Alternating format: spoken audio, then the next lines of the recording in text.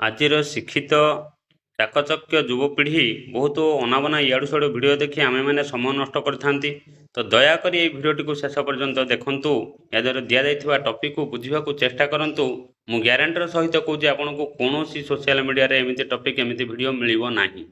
ତ ଆମେ ଆଜି ସକାଳେ ଆସିଲା ବେଳେ ରାସ୍ତା କଡ଼ର ବଣ ଭିତରେ ପଶିକିରି କିଛି କଲରା ତୋଳୁଥିଲୁ। ଯାଉଥିବା ବାଟର ଲୋକମାନେ ଆମକୁ ଆଶ୍ଚର୍ଯ୍ୟ ଭାବରେ ଚାହିଁ ରହିଥିଲେ। କିନ୍ତୁ ମୋ ଭାବନା ଇଏ ବିଦେଶ ମାଟିରେ କୌଣସି ଅମୂଲ୍ୟ ସମ୍ପଦ ଠାରୁ କମ୍ ନୁହଁ। କାହିଁକି ମୁଁ ଏକଥା କହୁଛି? ଆମର ମାଇଣ୍ଡ ସେଟ୍ ହେଇଯାଇଛି କି ବିନା ସାର ବିଷୟରେ ଆମ ମାଟିରେ ଭଲ ସୁନ୍ଦର ଫଳ ପରିବା ଫଳିପାରିବ ନାହିଁ।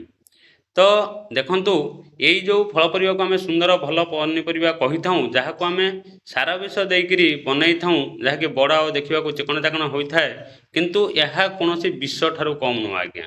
ଏମିତି ଫଳ ପନିପରିବା ଖାଇବା ଦ୍ୱାରା ଆମ ଦେହରେ ବିଭିନ୍ନ ପ୍ରକାର ରୋଗ ମାଡ଼ି ବସୁଛି ଆମକୁ। ଏଇ ଯେଉଁ ବିଷ ଏବଂ ସାରର ପ୍ରୟୋଗ ଗଛଟିକୁ ସୁନ୍ଦର କରି ବଢ଼ଉଛି ସିନା, କିନ୍ତୁ ତା'ର ଫଳ ଭିତରେ ବହୁତ ପୟଜନ କର୍ଣ୍ଣଟ ଭରି ଦେଇଥାଏ।